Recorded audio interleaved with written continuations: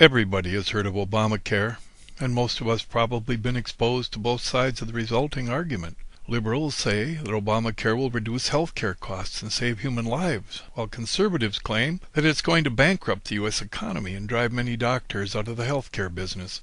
If Republicans repeal Obamacare, what are they going to replace it with? Anything?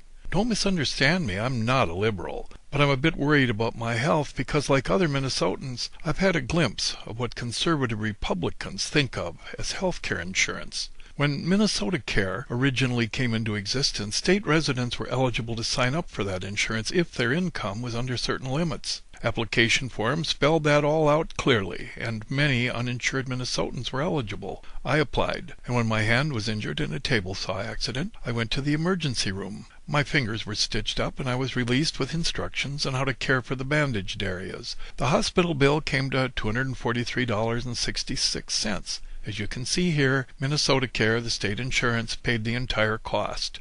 All of that began to change around the time that Republican Governor Pawlenty took office. Whereas eligibility for Minnesota Care had always depended on how much money a person earned, suddenly a person's assets became the deciding factor. An individual who was living alone, such as myself, could not have more than $15,000 in assets, which included cash, checking accounts, annuities, savings accounts, boats, and other things. As a result, I was no longer eligible for Minnesota Care, and after the insurance expired, I received this notice from my doctor warning me that there was a problem and urging me to come to the clinic at once.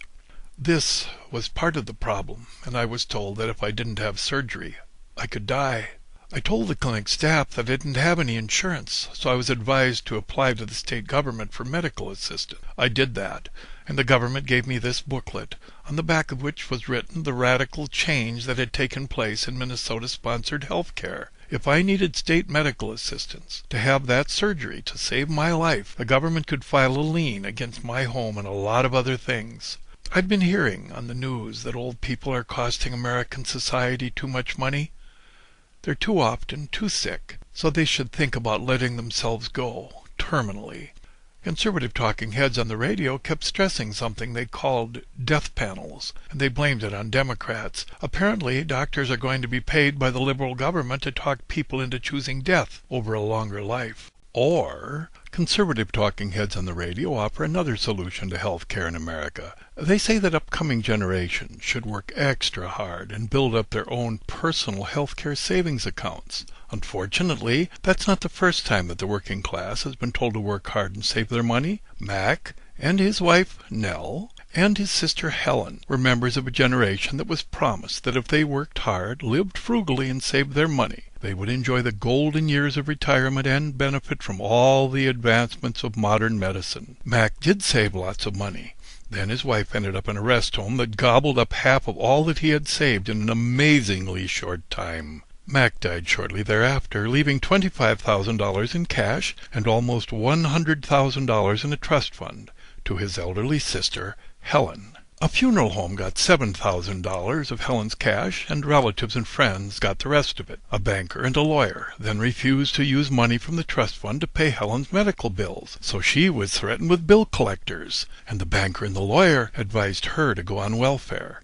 As a result of that stress, Helen had a heart attack. It was not until someone demanded a legislative investigation of just what lawyers and bankers are doing with the assets of the elderly that Helen's trust fund paid all of her medical bills. From the time I was young, I'd been hearing so many promises about the golden years of retirement and how elderly Americans would benefit from all the advances in medicine that would occur over the years. Obviously, it was all a lie. I'm in my mid-60s, and now I'm feeling like a burden, so I decided not to sign that contract or have the surgery. I'm in some pain now, but I've been around a lot longer than the doctor led me to believe that I would be. Hopefully I didn't inherit my father's longevity gene, because he suffered the agonies of hell with Medicare until he mercifully died at the age of 99 and a half.